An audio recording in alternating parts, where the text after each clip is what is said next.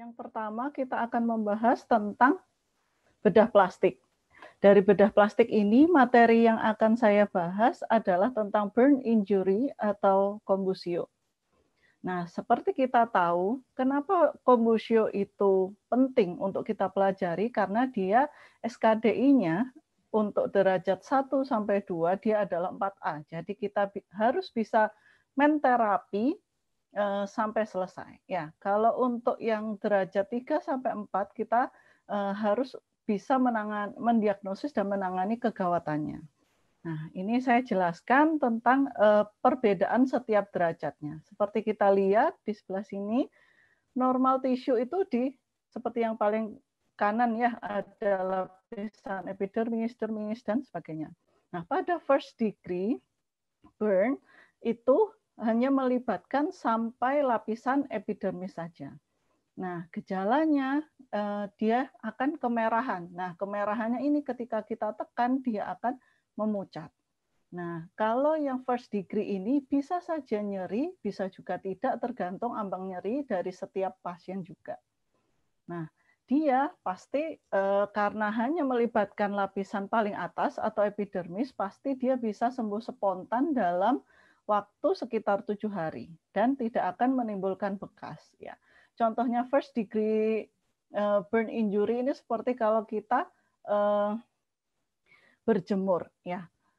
Kalau yang derajat 2 itu kita bagi menjadi 2A atau superficial partial thickness dan 2B yaitu deep partial thickness.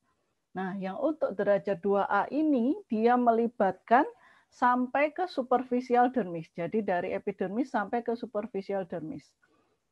Gejalanya sama, dia ada kemerahan dan kemerahannya kalau ditekan itu akan memudar dan bisa menimbulkan bula, tapi bulanya tidak sebesar yang 2A biasanya. Nah, karena dia mengganggu sistem saraf yang ada di situ, yang ada di di kutis, dia pasti akan menimbulkan nyeri. Tapi dia akan sembuh spontan dalam 14 hari. Nah, untuk pembentukan jaringan parutnya itu bisa saja, tapi resikonya kecil. Ya, kalau yang 2B itu dia sudah sampai deep reticular dermis. Nah, dia dasarnya sudah bukan merah lagi, tapi pale atau keputihan. Dan bulanya ini biasanya cenderung ukurannya lebih besar. Nah, di sini yang membedakan dari 2A, dia bisa saja nyeri atau justru malah nggak nyeri. Gitu. Kenapanya nanti kita akan bahas di slide berikutnya ya. Nah, untuk penyembuhannya dia tidak akan sembuh spontan atau kadang membutuhkan sampai debridement. Nah, kalaupun sembuh itu dia biasanya lebih dari 21 hari waktunya. Nah, untuk pembentukan jaringan parut ini pasti terbentuk karena dia memang kerusakannya lebih dalam, jadi moderate to high risk of hypertrophic scarring.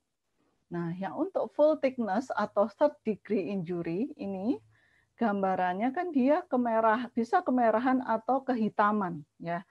Jadi dia sudah sampai ke seluruh lapisan dermis. Dia dapat tertampak putih, bisa tampak hitam atau tambah merah. Ya, ini dia tidak ada bulanya lagi ya.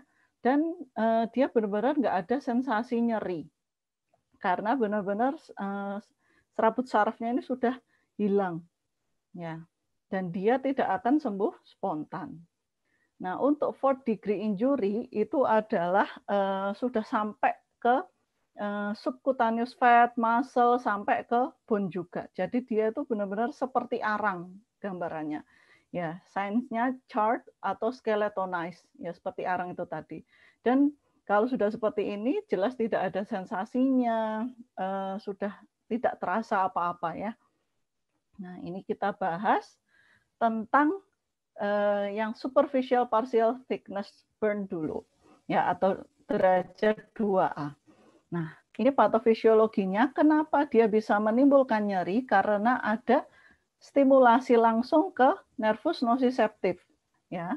Makanya dia menimbulkan nyeri. Selain itu, dia juga menimbulkan permeabilitas kapiler yang meningkat. Selain itu juga menimbulkan kerusakan langsung ke lapisan keratinosit. Nah, permeabilitas kapiler yang meningkat itu akan menyebabkan bengkak atau edem di antara lapisan dermal dan epidermal layer. Akhirnya ini yang menimbulkan bula. Ya, ketika bulanya itu pecah, biasanya di jaringan sekitarnya itu akan tampak luka yang basah gitu ya. Kalau yang dia menyebabkan damage ke keratinosit, itu dia akan menyebabkan inflamasi, akhirnya ada iritasi dari vaskular plexus juga. Akhirnya juga menimbulkan peningkatan permeabilitas vaskuler, akhirnya timbul edem di sekitar luka bakar itu tadi. Nah, pada beberapa jaringan dermal itu juga bisa terluka. Jadi dia bisa spontaneous revitalisasi dalam 1-2 minggu. Nah, karena dia vaskular permeabilitas itu juga menimbulkan vasodilatasi, dia jadi bisa eritem, bisa ada kalau kita sentuh tampak hangat, dan bisa kalau ditekan ini akan pucat ya. Nah, ini yang membedakan dengan deep partial thickness burn. Nah, sama, dia juga bisa bengkak, bisa timbul bula, tapi yang membedakan adalah vasodilatasinya dia sudah sampai ke fasia. Akhirnya gambarannya itu dasarnya bisa kemerahan atau justru waxy white, jadi putih seperti ini ya, seperti gambaran ini. Dan dia karena cutaneous capillary bed itu sudah hancur, jadi dia ditekan pun tidak akan, kemerahannya itu tidak akan berubah jadi pucat ya. Terus karena dia ini sudah sampai mengganggu, sudah injurinya komplit di area somatosensori, jadi dia malah analgesi ya. Tapi kalau untuk sensasi tekanan dia masih bisa karena masih ada Pacinian corpuscle. Ya, dia bisa sembuh spontan, tapi dia perlu waktu yang sangat lama, biasanya 2-9 minggu. Bisa juga menimbulkan ini jaringan parut ya. Nah, untuk yang full thickness burn atau derajat 3 itu yang membedakan adalah ini. Dia ada dry top layer yang gambarannya kehitaman atau mungkin putih seperti ini ya. Karena dia somatosensory structure-nya sudah benar-benar sudah terdestroy, dia jadinya hipoestetik. Nah, selain itu dia kan sudah dalam sampai dermis, jadi dia ditekan pun tidak akan semakin memucat. Kalau edem jelas semuanya dari yang grade atau derajat 2 sampai 3 itu semuanya ada edem ya di sekitar ininya burn-nya ya. Nah, ini yang wajib kalian tahu sebagai dokter umum adalah Parkland formula atau Baxter formula untuk terapinya si burn injury ini. Ya kan kalau skinnya banyak yang keluar, otomatis cairan tubuh itu banyak yang menguap, jadi harus kita ganti, kita rehidrasi. Nah, Parkland formula itu tadi rumusnya adalah 4 ml, bisa Ringer laktat, bisa yang lain juga, tapi terutama yang kita pakai adalah Ringer laktat. Dikali persentase luas luka bakar dan dikali lagi dengan berat badan. Nah, formulanya kita bagi 2. Yang pertama kita masukkan cairan rehidrasi tersebut selama 8 jam pertama dan separuhnya kita masukkan dalam 16 jam berikutnya.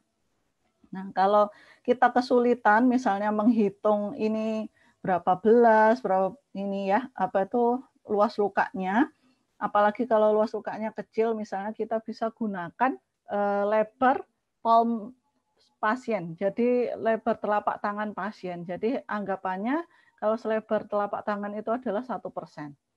Nah, tetapi sekarang ATLS sudah mengeluarkan revisi. Jadi kalau untuk orang dewasa atau yang lebih dari 14 tahun, pakainya konstantanya sudah bukan 4 mili lagi, tapi digunakan 2 ml ringer laktat dikalikan berat badan dikalikan total body surface area.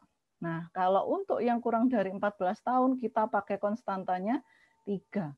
Jadi ini sama sebenarnya prinsipnya sama, mungkin ada dari universitas kalian yang mungkin mengajarkan dosennya kalau misalnya luas luka bakar lebih dari 50, paling mentok kita pakai 50% ya.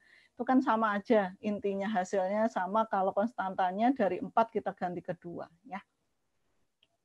Nah, ini menurut American Burn Association, indikasi rawat inap untuk luka bakar itu bila derajat 2 dan 3 lebih dari 10% atau derajat 3 ukuran berapapun. Bila ada luka bakar derajat 2 atau 3 yang melibatkan area kritis seperti wajah, tangan, kaki, genitalia, perineum, dan kulit itu juga merupakan indikasi untuk rawat inap. Selain itu, misalnya ada luka bakar sirkumferensial di toraks atau ekstremitas, ada luka bakar akibat bahan kimia, listrik, petir, atau trauma mayor itu juga bisa. Dan yang terakhir adalah indikasi adanya trauma inhalasi juga. Ya. Nah, ini yang kita bahas yang paling terakhir tadi, trauma inhalasi. Jadi kalau ada pasien yang dibawa ke IGD, ada luka bakar yang mengenai wajah atau leher, alis, atau bulu hidung hangus, terus ada gambaran sputumnya kayak ada karbon atau arangnya, itu kita harus curigai sudah ada trauma inhalasi. Selain itu, bila pasiennya ada suara serak, atau kita anamnesis ada riwayat terkurung dalam api, itu kita harus lakukan secure airway atau pembebasan jalan nafas segera dengan intubasi. Ya. Nah, terima kasih. Itu tadi materi tentang bedah plastik.